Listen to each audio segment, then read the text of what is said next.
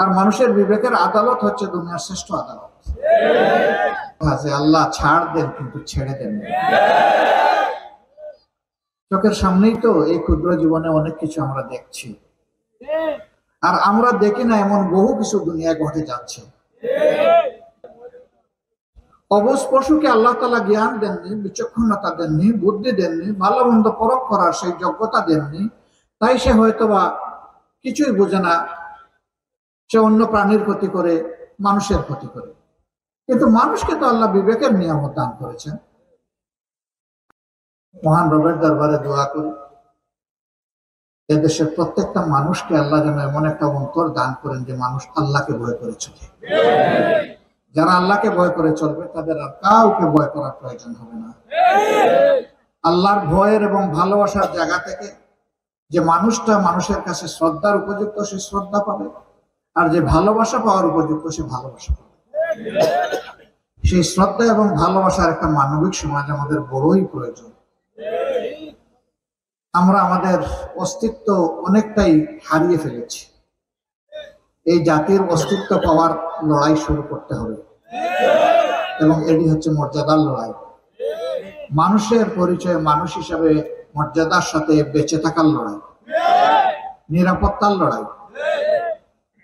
সেই লড়াই যদি আমরা বিজয়ী হই, ইনশাআল্লাহ আল্লাহ তাআলা বাংলাদেশের জনগণকে একটা মানবিক বাংলাদেশ দিবেন। সেই মানবিক বাংলাদেশ গড়ার ক্ষেত্রে আমাদের আপোষহীন সংগ্রাম এবং লড়াই অব্যাহত থাকবে। একজন মাকে বোনকে কতটা সম্মান দিতে পারবো জানি না, কিন্তু তার সামান্য অপমান হয় এটা আমাদের পক্ষে সহ্য করা সম্ভব নয়। একজন মায়ের সম্মানের মূল্য আমাদের জীবনের চেয়ে বেশি। পশুরা বুঝলো না।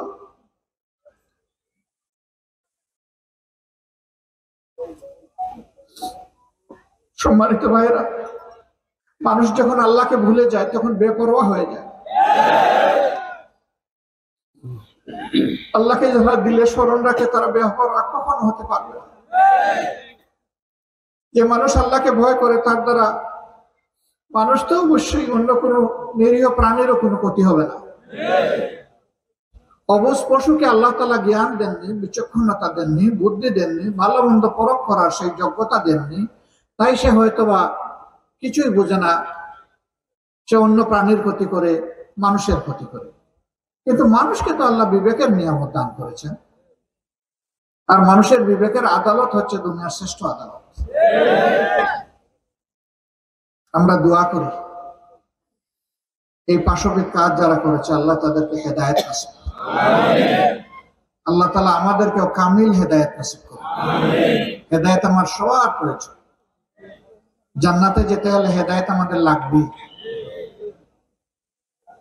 এরা যদি তওবা করে অনুতপ্ত হয়ে ক্ষমা চায় এবং আল্লাহর কাছেও যদি বিগলিত চিত্তে চায়, আল্লাহ চাইলে কাউকে ক্ষমা করে দিতে পারে।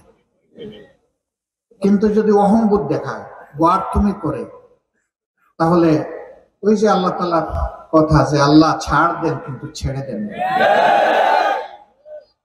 চোখের সামনেই তো এই ক্ষুদ্র জীবনে অনেক কিছু আমরা দেখছি, আর আমরা দেখি না এমন বহু কিছু দুনিয়ায় ঘটে যাচ্ছে।